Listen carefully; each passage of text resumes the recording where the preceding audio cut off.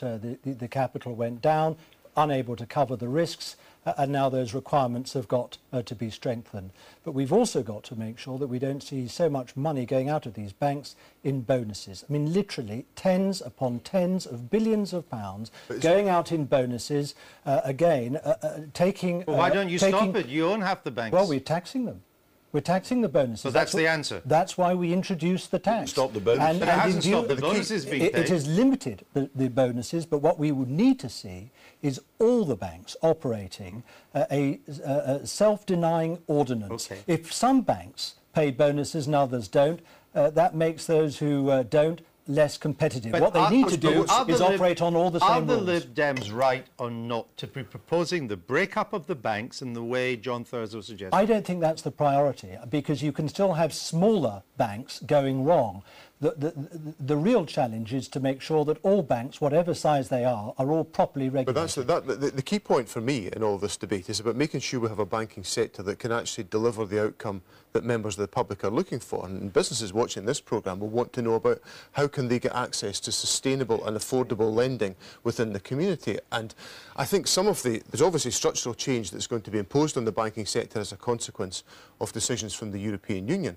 What we've got to make sure comes out of that is an effective lending approach which allows business to grow and to develop, because without that growth there is absolutely no way we'll be able to underpin the case for smaller banks, it actually partly depends on making them more competitive with each other. We're getting two consolidated banks, and it makes it a bit riskier, less risky when one falls. But actually, somebody earlier said we need a balanced economy. As you quite rightly said in your question, just bashing banks now is rather late in the day. It's taken 13 years for this government to talk about a balanced economy, during which time manufacturing has fallen as never before in our history. Untrue. We need a strong financial and banking sector, and we need to make things and have modern manufacturing. You've only discovered the need for manufacturing in the last 6 months, Let me tell you Peter. the facts, if I may. We are still the 6th biggest manufacturing economy in the world. We're ahead of Korea and France. Advanced manufacturing has grown by 30% in the last decade. It's advanced manufacturing. We are more sophisticated, high-technology manufacturing. We remain exactly the same in value and volume in our manufacturing as we did 10 years ago. But as a share of the economy, that's not true, is it, Peter Mandelson? I mean, no, because the financial services have grown, obviously. Well, and productivity, incidentally. So you are conceding that the size of the financial sector grew disproportionately in a dangerous way. Let me answer you in two ways. First of all, financial services grew very greatly, a main driver of GDP growth in this country.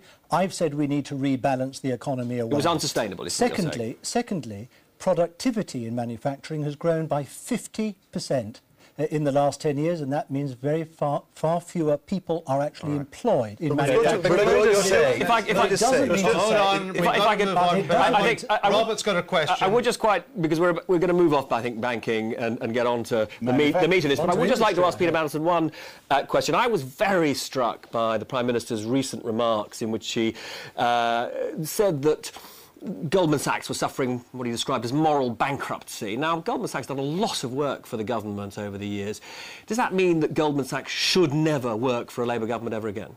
Means it's got to put its house in order, and that's what we expect it to do, but not just Goldman Sachs. But you're happy to employ Goldman Sachs? I'm not happy. Despite the fact that the government, that the Prime Minister thinks that they are morally bankrupt. I am not happy that Goldman Sachs or any other bank of its kind is not operating proper rules of transparency, of openness and of corporate responsibility. What goes for Goldman Sachs must go for them all. So until it does that, will you stop using Goldman Sachs and paying it huge fees? We cannot stop using investment banks.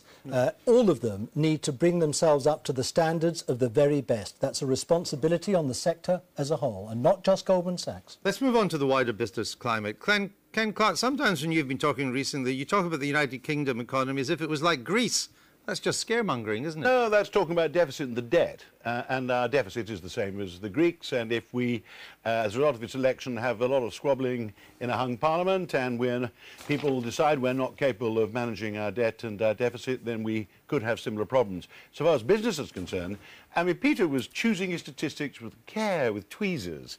Manufacturing as a proportion of the economy has fallen faster in the 12 years of Labour than at any time in our history. And you need to go back to what we can do to stimulate startups, to stimulate high-tech and high-value-added manufacturing. That's why we had James Dyson producing a very comprehensive report on how we can now start doing what Labour should have been doing for the last 13 years, which is keeping a balanced economy. Peter Mandelson, Labour got us into this fiscal mess with record peacetime deficits. Why should investors believe that a Labour government could get us out of this mess? Because we have committed ourselves and we have a plan to halve the deficit over 4 years. And there was a report issued today by the Institute of Fiscal Studies which makes clear just how difficult the choices are going to be and how painful some of these decisions are going to be. Now, we have set out targeted tax increases of £19 billion in the coming period. No other party has set out their own stall in such a detailed way. We are already making £15 billion of efficiency savings this year, with another £11 billion identified for coming years. Now, there are going to be some painful decisions. Quite how painful they are will depend on how the economy grows over the next year. But one thing is absolutely clear from Labour. We have priorities. Yes, we are prepared to put national insurance charges up next year by 1% when the economy is forecast to grow by 3%. But we're doing that because we want to protect frontline services in schools, in the health service and in policing. These are difficult choices, but our priorities, in our view, are those the same as the public's. They want to see their frontline services protected, but it will involve some difficult decisions on tax and other spending. No, you've said that, though you won't give us the details. John Thurzo, given that the parties can't even agree on £6 billion worth of cuts, as we've seen with the argument over NI, what makes you think that a divided, a hung Parliament would be able to do a deal over the £40 billion of cuts that need to be made?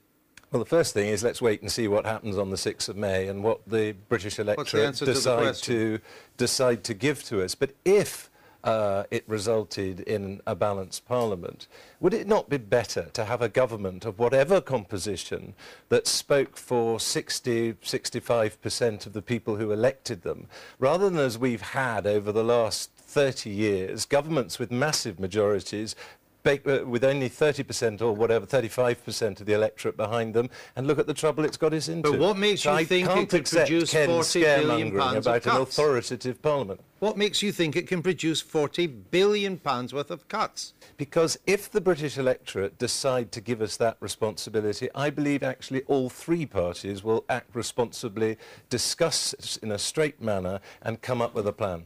I mean, John Swinney, you've talked about the advantages that you perceive in what you call a balanced parliament, which is another name for a hung parliament. But the investors to whom I talk are really fearful that decision-making would grind to a halt in those circumstances. And, as Andrew's been saying, some really big decisions to get the deficit down loom.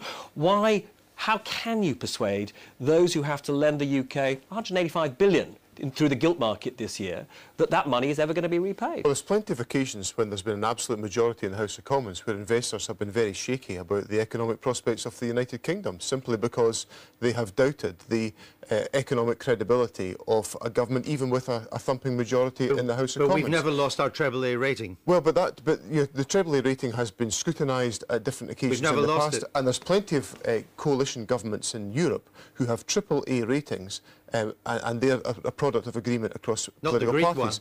Now, well, not the Greek one, I accept that, Andrew, but there are plenty that have AAA ratings on that basis. Now, what we've managed to do in the Scottish Parliament, we've had to deal with cuts already. We got £500 million cut out of our budget by the UK government this year. We had to take painful decisions. We did it by agreement and debate and discussion and reached a solution, which, you know, plenty of folk complain about, but, you know, we have taken those decisions. All right. And I think the key point that people have to respond to is the fact that there is a way of doing business in a balanced parliament.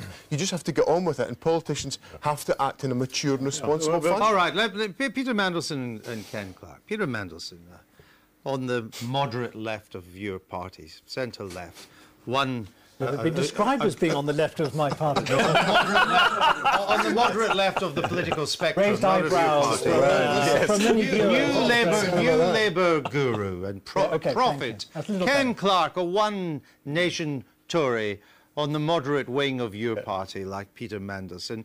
And both pro-European, both want a market, but government action in the market. There's barely a cigarette paper between the two of you on many issues. You two could work together, couldn't you, Ken Clarke? Well, I think Peter is saddled with quite a lot of people much to the left of him. You're saddled with a lot of people to the right of you. Yes, but I think David Cameron has moved the party where I'm more comfortable. So did Tony Blair.